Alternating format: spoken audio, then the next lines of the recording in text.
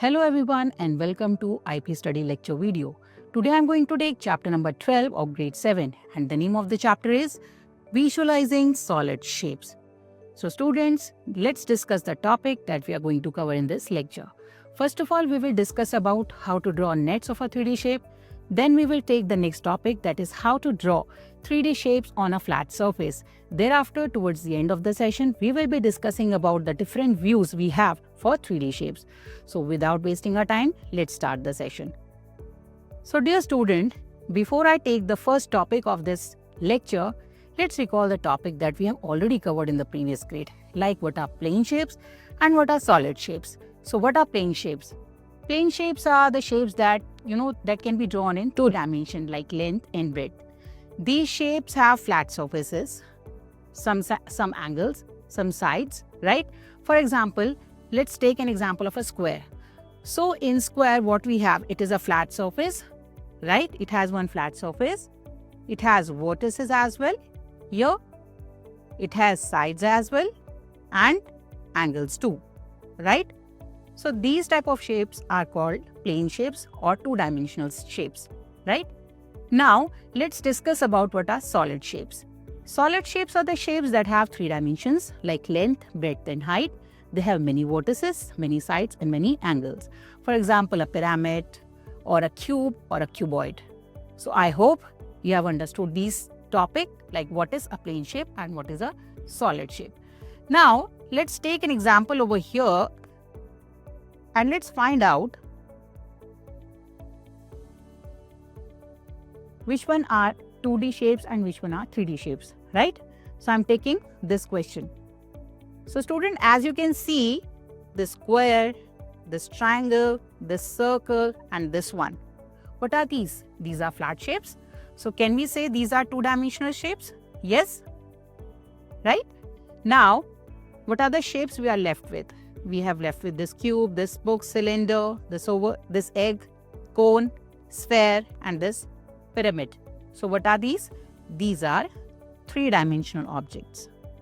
So I hope you have understood the difference between 2D and 3D. Now let's move on to the first topic of this lecture, that is nets for building 3D shapes. So what does it mean? What are nets? So dear students, whenever we are using a flat surface or two-dimensional surface, and if we fold it, we get a 3D shape, then that flat surface is called net of that 3D shapes. Now, in order to understand this topic, let's take some example over here. So the first one is net of a cube. Let's consider this cube over here, right? So if you try to open this cube along the edges, what you will get? You will get this flat surface. We know that in a cube, we have 6 flat surfaces, 6 squares, right? So when you open this cube along the edges, what you will get? You will get 6 squares arranged like this, right? And if you fold this flat surface, what you will get? You will get your cube back. It means this structure, this flat surface is called net of this cube, right? Similarly, if we take an example of a cuboid, so what is the speciality of a cuboid? In case of cuboid, we have 6 faces, we know that, and all the 6 faces are identical and they are rectangular, right? So here, if you open this rectangle along the edges, right, what you will get? You will get a flat surface like this, in which we can see rectangles arranged in this manner. So if you fold this rectangular flat surface, what you will get? You will get your cuboid back, right?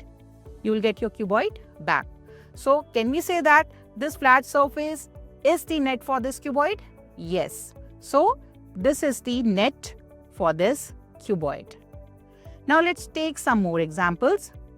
Let's take an example of a square pyramid. We know that in a square pyramid, we have a square base and we have 4 triangles, right?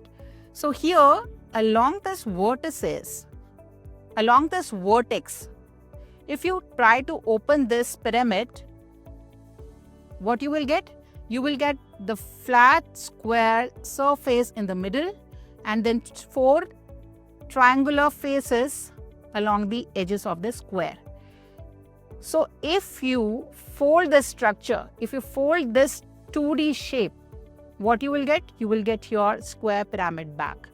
So can we say that this 2D shape or this flat surface is a net of the square pyramid? Yes. So this flat surface is the net for this square pyramid. Now let's take another example. We know that in a triangular prism, we have 3 rectangles and 2 triangles. So if you open this triangular prism along this side, what you will get? You will get a rectangle like this, another rectangle like this, and one more rectangle like this, and 2 triangles along the edges of this middle rectangle. If you fold this structure, if you fold this flat surface, what you will get? You will get your triangular prism back. So can we say that this is the net for this structure? Yes. So this flat surface is the net for this triangular prism. Let's take one more example over here. Now we have triangular pyramid. We know that in a triangular pyramid, we have 4 triangles, right? So if you try to open this triangular pyramid along this vertex, along the edges from this vertex, what you will get? You will get a triangle in the middle and rest of the 3 triangles along the side of the middle triangle, right? And if you try to fold this structure, this flat surface, what you will get? You will get your triangular pyramid back. So can I say that this flat surface is the net of this triangular pyramid? Yes, that's correct. So this flat surface is the net for this triangular pyramid. So student, we have discussed about what are plane shapes, what are solid shapes, and how to draw nets of a 3D object or a 3D shape. So I hope you have understood these topics. Now let's move on to the next topic and let's see what is there. The next topic is how to draw solids on a flat surface. So dear student, we have 2 methods by which we can draw a 3D shape on a flat surface. One is oblique drawing that emphasizes depth by showing one face at an angle and often distort dimensions. And the next one is isometric drawing, which is done on an isometric dot paper to maintain true proportions and angles as well, equal angles as well, right? So in order to understand these 2 methods, let's take an example. Let's discuss about oblique sketches first. Oblique sketches first, right? So here let's take an example of a cube. Suppose you are supposed to draw a cube on a flat surface using oblique sketches method. So how you are going to do that? So first of all, we know that in a cube we have 6 faces. All 6 faces are identical and they are square in shape, right? So the front view you have to draw first, which is a square. Just draw the square like this only. Then in order to show the depth of this 3D structure, what we will do lines, and the lines are quite shorter compared to the cube you have to draw on a flat surface, right? So if you do so, what you will get? You will get your cube like this on an oblique sketch. One more thing, you can also use a graph paper in order to draw these oblique sketches, right? So student, one thing I would like to tell you, if you want exact measurement of the cube that you are going to draw or that you want to draw on a flat surface, oblique sketch just give you an idea how to draw. But if you want exact measurement or exact proportion, for that you have to use isometric sketch method. So here in this case, what you will do, you will use an isometric dot paper in which the dots are arranged in the form of an equilateral triangle, right? So here what you can do, again you will follow the same steps. The difference will be everything, every side that you are going to draw, every face you are going to draw, that will be tilted, right? So I hope you have understood the difference between oblique sketch and isometric sketch. oblique sketch can be drawn on a graph paper and it won't give you exact proportion or exact measurement of the solid that you're going to draw, but it will emphasizes on the depth of that particular solid. But if you want to, if you want to draw a solid on a flat surface with exact measurement or a proportionate measurement, in that case, you have to go for isometric sketches. So I hope you have understood the difference between oblique sketches as well as isometric sketches. Now, let's move on to the next topic, and the next topic is visualizing solids from different angles. Now, what does it mean?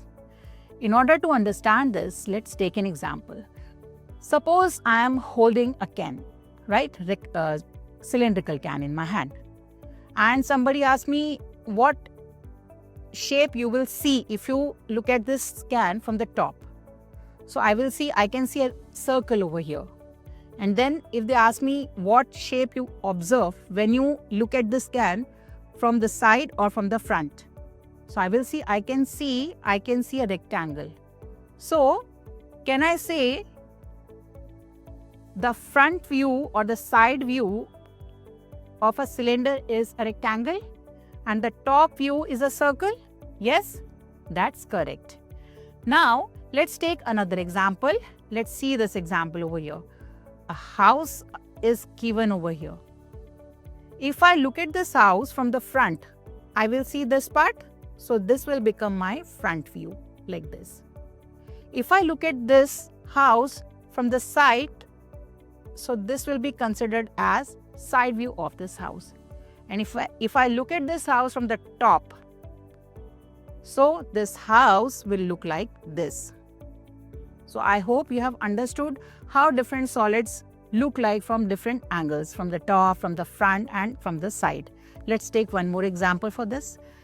Suppose I have a cone over here. So if I ask you what is the top view of this cone, so you will say, ma'am, I can see a circle. I can see this tip and I can see a circle over here. So the top view will become a circle, right? And if I ask you what is the front view and the side view for this cone, you will see you can have a triangular view, right? So I can say that side view and the front view of this cone will be a triangle, right? So student, this is how you can observe a 3D shape from different angles and they will give you different view from different sides, right? So dear student, we have discussed in this lecture like what is the difference between plane and solid shapes. Secondly, we discuss about what are nets and how to draw or identify nets of a 3D shape. Then we discuss about how to draw 3D shapes on a flat surface, and towards the end of the chapter, we have discussed how 3D shapes look like from different angles. So this is all for this lecture. I hope you have understood the topic. We will see you soon in the next video. Till then, take good care of yourself. Keep smiling, keep learning, keep practicing.